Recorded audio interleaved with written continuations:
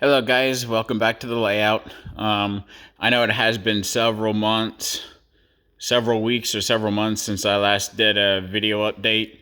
I was just giving you guys an update today to show you what all has been going on. I'm still wiring the track for the O gauge level.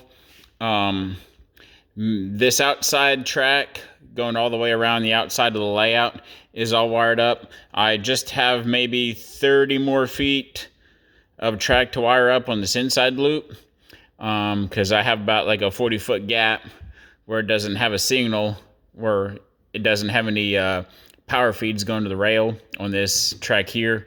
So working on that right now. Here's a double crossover that I got installed.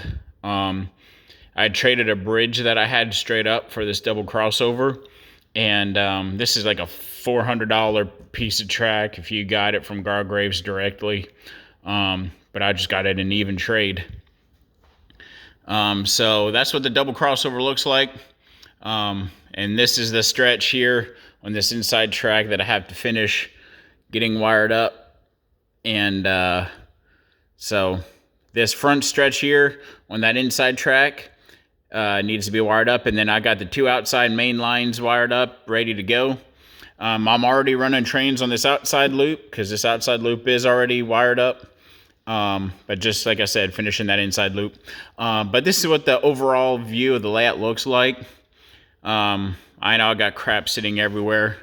And another reason why I haven't gotten a video update posted lately is because I really haven't gotten much done on the layout since the last update. And I figured, well, to keep my YouTube channel going and to keep you guys from waiting in anticipation, I thought I'd go ahead and do a real quick update. But this is what everything's looking like so far. This is my privately owned layout. We kind of formed a club. I got a couple friends of mine that come down and help out, but I'm the sole owner of the layout and the one that put up all of the expenses out of my own pocket to build this layout. And we have HO scale down here on the bottom level, and we got O gauge up here on the top level. I mean, just standing right here, looking at the town scene in the background, and you know, the tracks in the foreground with some ballast on the track. I got some ballast put down on the track right here. It's just looking phenomenal with this pedestrian bridge right here. I mean, this view looking like in this direction right here, it almost looks like that the layout's complete. But I mean, it's amazing what just a little bit of work with a little bit of features added on can make a layout look. But yeah, I'm very pleased with how it's turning out. I can't wait to finish doing all the wiring on all the tracks. Those tracks on the inside loop going into the yard lead there, I got another inside loop right here going around in the middle of the layout. They have to be wired up yet. So I'm really anxious to get all the track wired up, and then I can just focus on scenery. And I got to thinking, you know, I think it'd be really cool to have like a trolley running around town right here. I have like another loop, just another loop of track just by itself right there in the middle of the town. I just thought about that this week, so I might do that. But as of right now, this is what it's looking like so far. Again, you know, I apologize. It's been so long since I've done an update. And here I got a sanding tower for the locomotives right here next to the engine shed.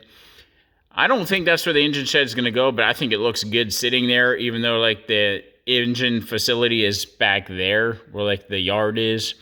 That's supposed to be the engine facility back there, but having this engine barn here in the front, I think it looks really good. It looks like a pretty good backstopper viewpoint, I guess, if you will.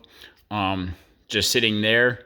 And also I have another storage track right here in the front, which is where I have my crane sitting right here. And there's my crane. I just got it out of the box this week. And but overall, I'm very pleased with how it's coming along. Like I said, I wish I could just get all this track wired up. I mean, I probably got maybe 1,000 feet of wire underneath this layout already, if not more. Because I'm running the Lionel TMCC and MTH DCS systems. That's another update that I got done. I did get the Lionel TMCC system installed, so I'm able to run my Lionel TMCC Daylight right here, and a couple other TMCC locomotives that I got. But yeah, just very excited that I got that TMCC system running. But I'm using the star wiring technique underneath the layout, which really sucks because it takes a lot of wire to do that instead of just running your main bus line. Instead of just running your common bus line around the perimeter of the layout underneath and dropping feeders down to that main bus, it's a lot cheaper to do it that way than doing the star wiring technique. But MTH recommends that you do the star wiring technique so your signal goes out and comes back in the same path. Because if you use a common bus wiring, for some reason MTH says that you lose the signal doing the common bus wiring. But anyhow, this is what it's looking like so far. Please leave comments. Let me know what you guys think. Let me know if you see anything that I should do differently. I'm new to O-Gauge. This is my first O-Gauge layout that I built. And this is a garage building that I own right next to my house. My house is actually right over there, like 20 feet on the other side of this building over there. Let me know what you guys think. Let me know if there's anything I need to do differently. Let me take you around the front here, show you what the front of the layout looks like. Those of you that are new that really don't know what the layout looks like. Like I said, I just got stuff sitting everywhere. Like these buildings here, this isn't where these buildings are going to go. I mean, I just have them sitting there like the power line towers. I was just getting stuff out of boxes, just seeing what things will look like. But this is what it's looking like so far.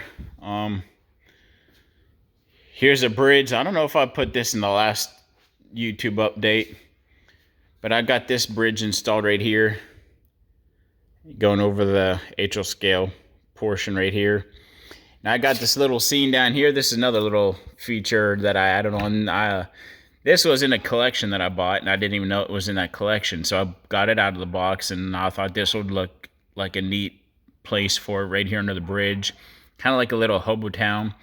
But I think this is N scale. I think this looks like it's N scale. So, I mean, I don't know what we're going to do there. I might just sell that whole display, this whole diorama at a train show or something. Because I do believe that's N scale. Because the buildings look very tiny for HL scale. But I just thought that would look neat underneath a bridge here. And then I got to thinking, well, that looks like N scale. I don't think that's HL scale. So I might just sell that, get rid of it. And this is what my bridges look like up close. These bridges here are from Atlas. These are god-awful expensive. This is like from right here to right here. I think it's like 20 inches for one unit. And then another 20 inches from here to there. So this is like 40 inches altogether.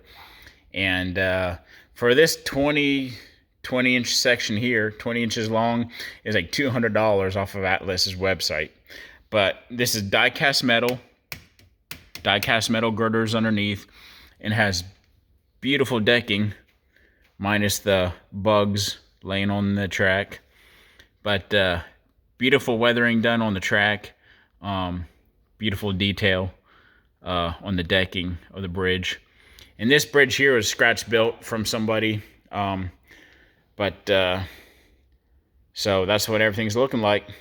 And this is, I'm standing in front of the entryway door right now. So this is what you see whenever you first walk in. And so that's all I have for now. Thank you guys for tuning in. And like the farmers always say, keep it in between the rows.